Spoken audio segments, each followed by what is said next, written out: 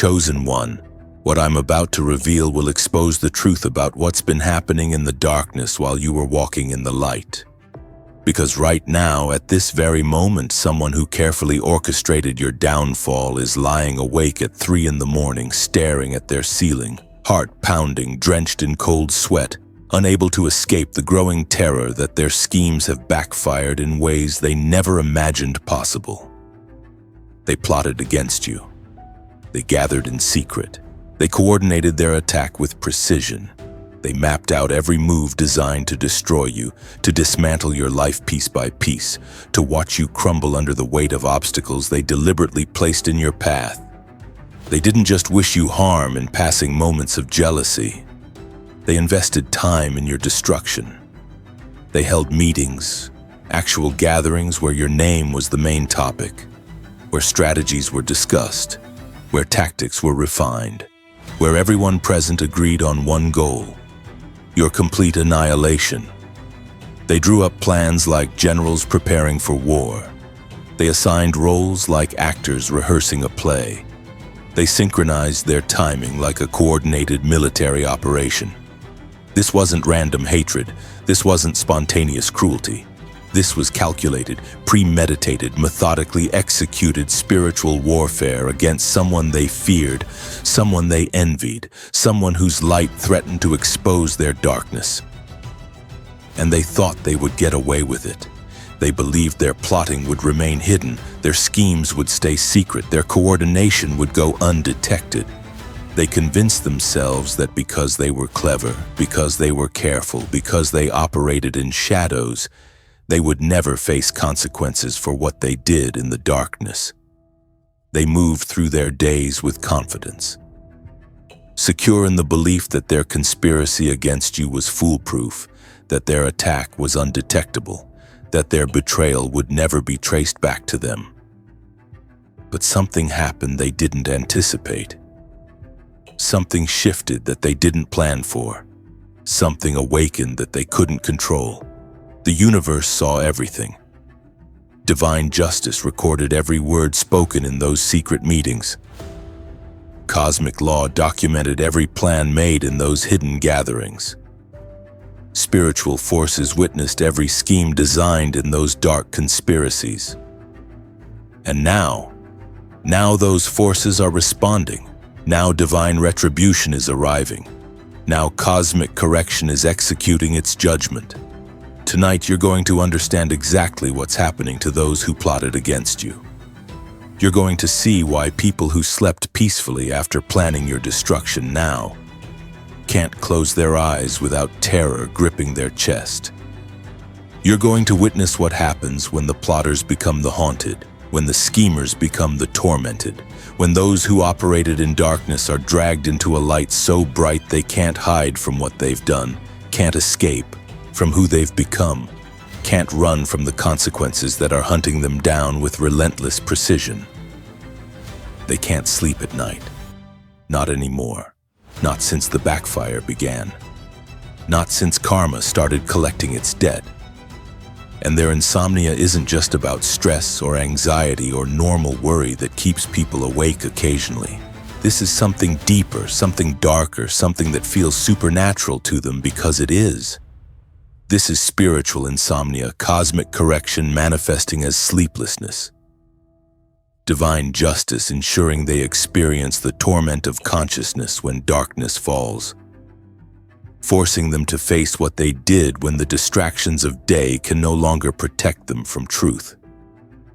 At 3 in the morning, that sacred hour when the veil between worlds is thinnest, when spiritual activity intensifies, when truth cannot be hidden even from those who spend their days in denial, they wake up. Every night. Same time. Heart racing, breath shallow, terror flooding their system like ice water through their veins. They try to rationalize it. They tell themselves it's just stress. They convince themselves it's just anxiety. They explain it away as normal insomnia that many people experience. But deep down, in the parts of themselves they don't want to acknowledge, they know the truth. They know why they can't sleep. They know why that specific hour calls to them with dread. They know why their body won't let them rest, why their mind won't grant them peace, why their spirit won't allow them the mercy of unconsciousness, because at 3 in the morning they can't hide from what they did. At that hour, the masks fall away. At that moment, truth becomes unavoidable. And in that darkness, in that silence, in that space where they're alone with their conscience, they think about you. They remember the meetings where they plotted your downfall. They recall the conversations where they coordinated their attack.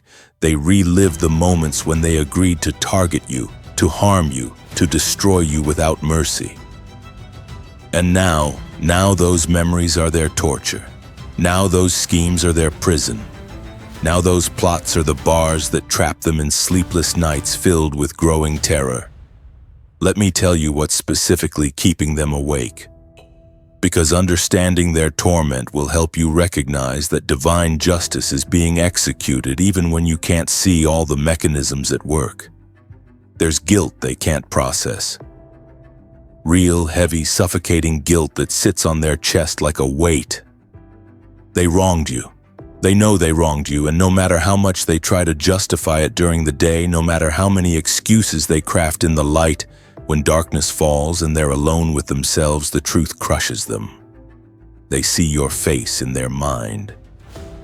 Not as they portrayed you to others, not as the villain they made you out to be in their stories, but as you really were. Innocent, undeserving of their attack, simply living your life while they conspired against you. This image haunts them. It replays behind their closed eyes when they try to sleep. It surfaces in their thoughts when they think they've finally found distraction. Your innocence becomes their accusation. Your truth becomes their judgment. There's also fear growing in them like a tumor. Fear that their plotting will be exposed. Fear that others will discover what they did in secret. Fear that the truth will come to light and their reputation will be destroyed by their own actions. They've spent so much energy constructing their public image, maintaining their facade, projecting innocence while harboring guilt. And now, they live in constant terror that this carefully built house of cards will collapse. Every phone call makes them jump. Every unexpected message makes their heart race. Every knock on the door sends adrenaline surging through their system.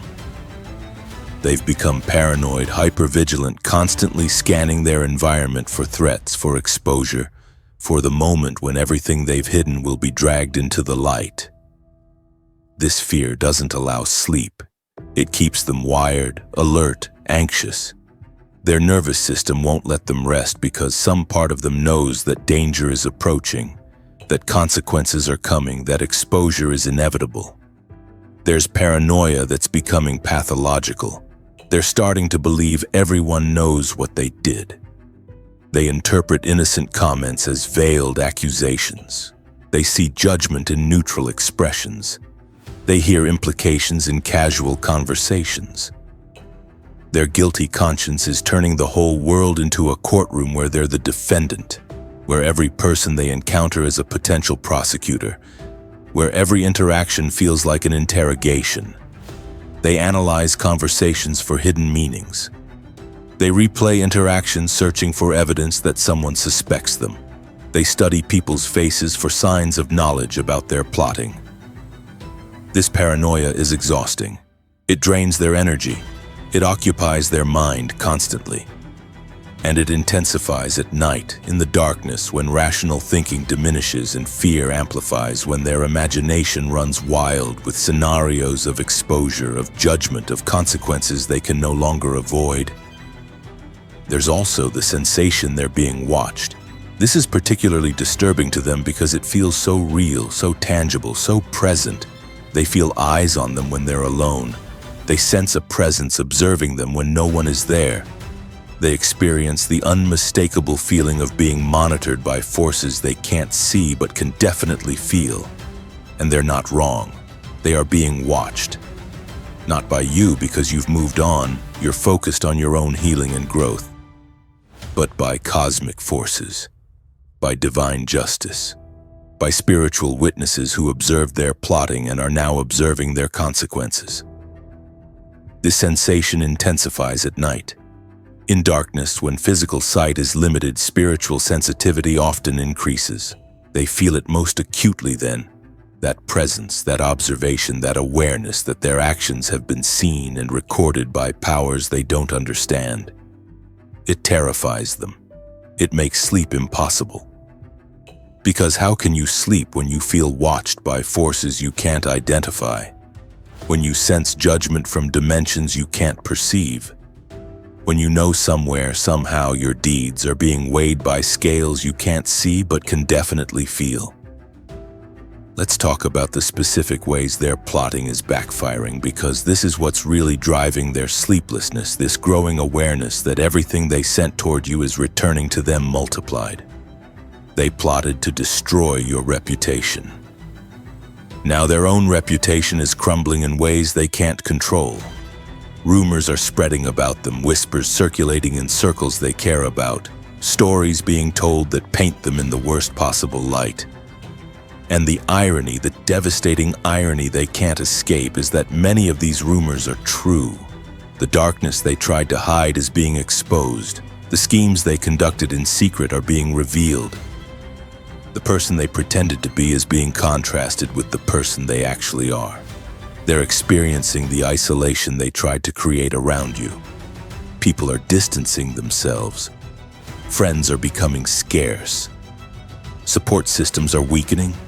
They're being excluded from gatherings, left out of conversations, avoided by people who once sought their company. And they can feel it happening. They notice the shift. They recognize the pattern. And at night, when they're alone with their thoughts, they understand this is mirror karma. This is them experiencing exactly what they tried to inflict on you. They plotted to block your opportunities. Now their own opportunities are evaporating. Doors are closing, deals are falling through, projects are collapsing. Career advancement is stalling. Every time they think they've secured something good, it slips through their fingers at the last moment. They watch others succeed in areas where they're failing. They see people advance while they stagnate, and they know why. They know this isn't coincidence. They know this is direct consequence of trying to block someone else's path, of attempting to obstruct someone else's progress, of scheming to prevent someone else's success. This realization keeps them awake because they see no way out. They understand now that what they sent out has returned. They recognize that their plotting has backfired. They comprehend that the universe operates on principles they can't manipulate, that cosmic justice follows laws they can't circumvent, that divine retribution executes judgments they can't escape. And this understanding, instead of bringing them to genuine remorse, instead fills them with terror because they know more consequences are coming, that what they're experiencing now is just the beginning, that the full weight of their actions hasn't even arrived yet. They plotted to steal from you, to take what was yours and claim it as theirs. Maybe it was credit for your work.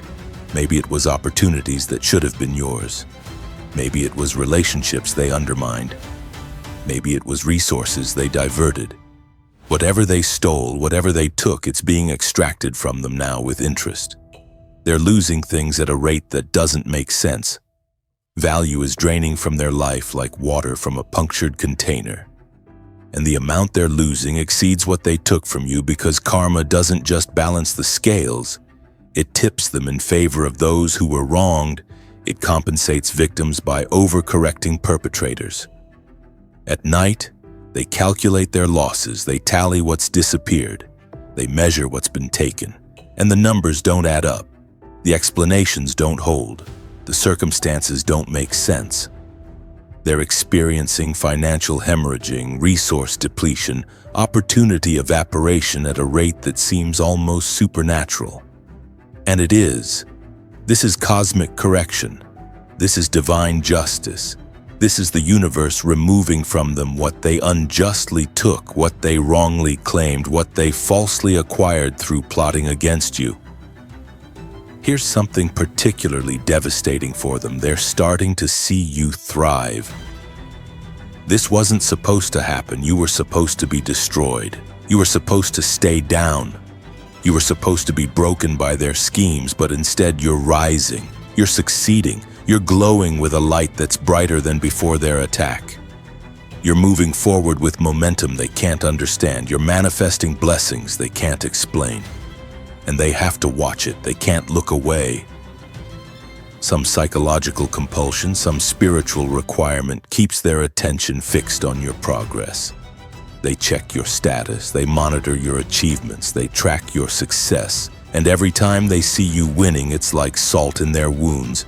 Every time they witness your happiness, it amplifies their misery. Every time they observe your peace, it highlights their torment. This forced witnessing is part of their punishment, part of divine justice's elegant design, ensuring that those who plotted your downfall are required to observe your rise. At night, they replay images of your success. They can't stop their mind from showing them evidence of your thriving. They lie awake seeing you happy, seeing you blessed, seeing you victorious despite everything they did to prevent exactly this outcome. And it torments them. It eats at them. It drives them to the edge of sanity because they invested so much in your destruction only to witness your elevation. They plotted so carefully for your downfall only to observe your ascension. They schemed so thoroughly for your defeat only to see your victory. Let's talk about the physical manifestations of their guilt and fear, because their sleeplessness is only one symptom of the spiritual disease they're carrying. They're experiencing health issues that doctors struggle to diagnose. Mysterious symptoms, unexplained pain, chronic conditions that don't respond to conventional treatment. Their body is manifesting their spiritual debt. Their physical form is expressing their karmic imbalance. Their flesh is bearing witness to their wrongdoing. Headaches that won't go away. Digestive problems that have no clear cause. Heart palpitations that make them think they're dying. Muscle tension that creates constant discomfort. Fatigue that no amount of rest can cure, though they're not getting rest anyway because they can't sleep. These aren't psychosomatic symptoms that are all in their head. These are somatic expressions of spiritual consequence, bodily manifestations of cosmic correction, physical evidence that wrongdoing doesn't just affect the conscience but impacts the entire being. Their appearance is changing. People who know them are noticing. They look older, more worn, more haggard. Their eyes carry a haunted quality that wasn't there before. Their face shows strain that no amount of makeup or grooming can hide. Their body language betrays their inner turmoil with slumped shoulders, nervous gestures, avoidance of eye contact. They're physically manifesting their internal torment. They're wearing their guilt on their face. They're carrying their fear in their posture. And when people ask them what's wrong, they lie. They claim they're fine. They say they're just tired. They explain away their appearance with stress about work or health concerns or family issues. But they can't admit the truth. They can't confess that they're being eaten alive by guilt, tortured by fear, haunted by consequences of plotting against someone who turned out to be protected by forces they don't understand, defended by powers they can't fight, backed by divine justice they can't escape. Their relationships are suffering because they can't be fully present. They're distracted by their torment. They're preoccupied with their paranoia. They're consumed by their fear of exposure. Partners notice they're distant. Friends observe they're withdrawn. Family members see they're changed. People who care about them sense something is deeply wrong but can't get them to open up. Can't get them to share what's really happening. Can't penetrate the wall they've built to hide their guilt and fear. This isolation amplifies their suffering. They're alone with their torment. They have no one to talk to about what they're experiencing because talking would require confession, and confession would mean exposure, and exposure is what they fear most. So they suffer in silence. They endure their consequences alone. They face their sleepless nights without support. And this isolation is itself part of divine justice. ensuring they experience the loneliness they tried to inflict on you, the abandonment they attempted to create around you, the disconnection they schemed to impose upon you.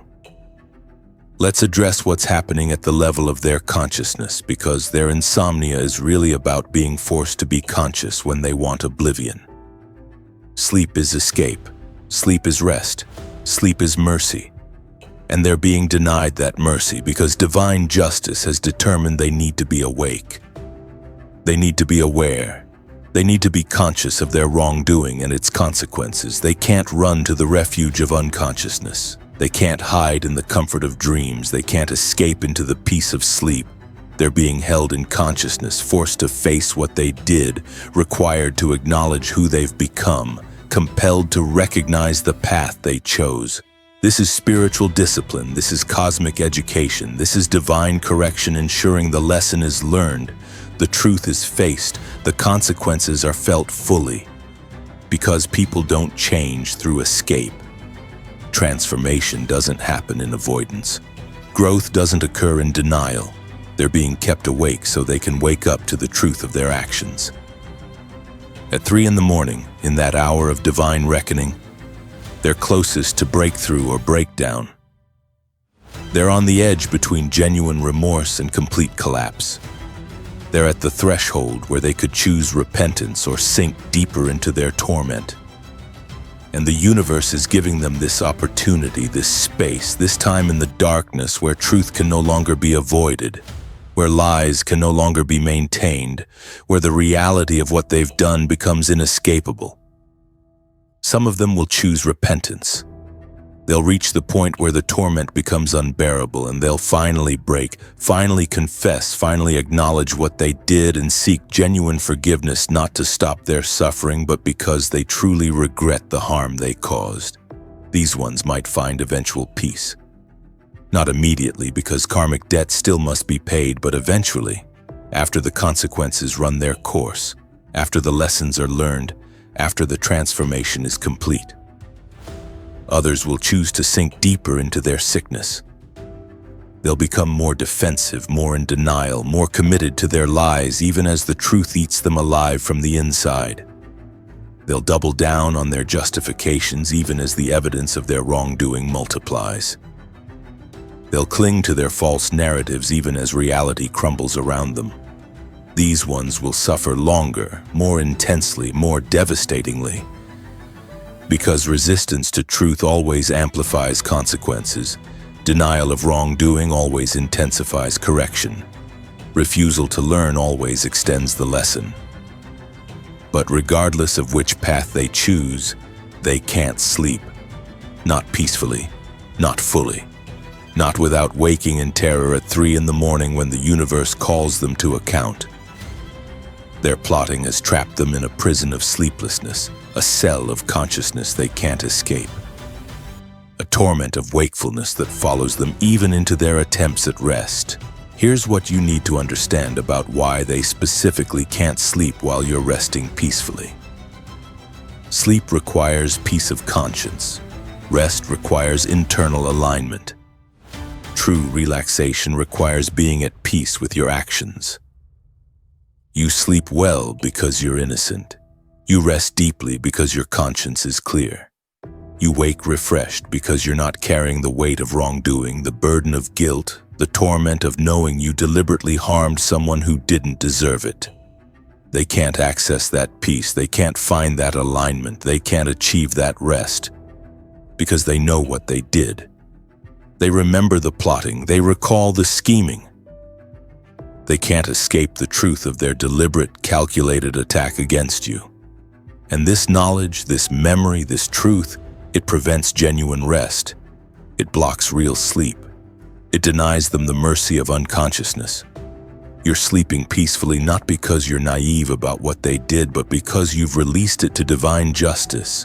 You're resting deeply not because you don't care about their attack, but because you trust cosmic correction to handle it. You're waking refreshed not because you've forgotten their plotting, but because you've chosen to focus on your own elevation rather than their downfall. This peace, this rest, this refreshment, it's yours by right of innocence, by virtue of being the wronged party, by divine compensation for what you endured. And your peace amplifies their torment. Your rest highlights their sleeplessness. Your refreshment contrasts their exhaustion. They can't understand how you're not as tormented as they are. They can't comprehend how you're sleeping when they can't. They can't grasp how you're at peace when they're in pieces, but that's because they don't understand that peace comes from clean conscience, that rest comes from right action, that sleep comes from being aligned with truth and justice and divine order. Let's talk about what happens to plotters when their schemes backfire completely. There's a psychological phenomenon that occurs when someone who carefully planned another's destruction watches their target not just survive, but thrive. It creates cognitive dissonance so severe it can fracture their sense of reality. They invested so much in a specific outcome. They were so certain of their success. They believed so completely in the effectiveness of their plotting. And when reality contradicts that belief, when outcomes oppose their expectations, when their victim becomes victor, it breaks something in their mind. They start questioning everything. If they were wrong about you, what else are they wrong about? If their plotting failed, what does that mean about their understanding of how the world works? If you're thriving despite their schemes, what does that reveal about forces they don't understand, powers they can't control, spiritual laws they violated? This questioning can lead to growth if they're humble enough to learn. But for most plotters, for most people who deliberately harm others, this questioning leads to deeper denial, more elaborate justifications, increasingly desperate attempts to maintain their false narrative even as reality crumbles it. They're also experiencing reputation damage that mirrors what they intended for you. Remember, they plotted to destroy your name, to ruin your reputation, to turn people against you. Now it's happening to them. Stories are circulating about their character. People are sharing experiences of being harmed by them. Patterns are being recognized of manipulation, betrayal, cruelty. And they can't stop it. They can't control it. They can't contain the truth that's spreading about who they really are beneath their masks. At night, they imagine the conversations happening about them. They envision people discussing their wrongdoing. They picture former friends sharing stories of their betrayals. This imagination torments them. It keeps them awake. It fills them with dread and shame and fear. Because they know that what they're imagining is actually happening, that people are actually talking, that truth is actually spreading, that their reputation is actually crumbling. Some of them are trying to control the narrative. They're attempting damage control. They're crafting explanations, manufacturing excuses, creating counter-stories designed to redirect blame, to minimize their role, to paint themselves as victims rather than perpetrators. But these efforts are exhausting. They require constant vigilance. They demand continuous management. And they don't work, not really, because truth has a way of persisting, of surfacing, of being recognized even through layers of lies. This failure of their narrative control creates more sleeplessness. They lie awake, strategizing, planning what to say, rehearsing their explanations, trying to anticipate questions and prepare answers. Their mind won't turn off because they're constantly in crisis management mode, constantly trying to contain the spread of truth, constantly attempting to maintain an image that reality keeps contradicting. It's exhausting. It's unsustainable, and it's another layer of consequence for their plotting. Here's something important about the spiritual mechanics of what's happening to them. When you plot against someone under divine protection, when you scheme against someone with a cosmic assignment, when you conspire against someone who belongs to a higher purpose, you're not just fighting that person. You're fighting their protection. You're battling their backing. You're opposing forces that don't lose, that don't forget, that don't forgive those who showed no mercy. These forces are what's keeping them awake. These powers are what's haunting their nights. These divine agents are what's ensuring they can't rest, can't hide, can't escape the consequences of their actions. The plotters thought they were dealing with just you, just one person they could overwhelm, just a single target they could destroy, but they didn't realize that attacking you meant declaring war on everything protecting you, everything backing you, everything guiding your path. Now they're discovering what that war costs. Now they're learning what it means to oppose divine will. Now they're experiencing what happens when you plot against someone heaven is elevating. And the price is their peace, their rest, their ability to sleep without terror, their capacity to relax without paranoia, their option to escape into unconsciousness. They're being kept awake as punishment, yes, but also as opportunity. The universe is merciful even in correction. Divine justice offers chances for redemption even in executing judgment. By keeping them conscious at 3 in the morning, by forcing them to face truth when darkness falls, by denying them the escape of sleep, cosmic forces are giving them space to transform, opportunity to genuinely change. Time to move from regret about consequences to remorse about actions. Whether they take that opportunity is their choice. Whether they use those sleepless hours for genuine reflection or spiral deeper into defensive denial is up to them. But the opportunity is there, in the darkness, in the silence, in those hours when they're awake against their will, facing what they've done whether they want to or not. Now let's talk about what you should do with this knowledge. You're not responsible for their insomnia. You're not causing their sleeplessness. You're not creating their torment. This is between them and the universe. This is between them and divine justice. This is between them and the consequences they brought upon themselves through their plotting. Your job isn't to monitor their suffering or take satisfaction in their sleeplessness or track their decline into tormented nights. Your job is to sleep peacefully, knowing you're innocent. Your job is to rest deeply, trusting divine justice is handling what needs handling. Your job is to wake refreshed, ready to build your life, pursue your purpose, manifest your destiny. Their insomnia isn't your concern. Their torment isn't your responsibility. Their consequences aren't your burden to carry or even think about. You've been through enough. You've endured their plotting. You've survived their schemes. You've risen despite their attacks. Now you get to enjoy the peace that comes from being on the right side of cosmic justice, the rest that comes from clean conscience, the sleep that comes from knowing you're protected, defended, backed by forces that never lose. Let them lie awake. Let them face their 3 a.m. terror. Let them experience the sleeplessness that comes from wrongdoing. While they're tormented by insomnia, you're blessed with rest. While they're haunted by guilt, you're sleeping in peace.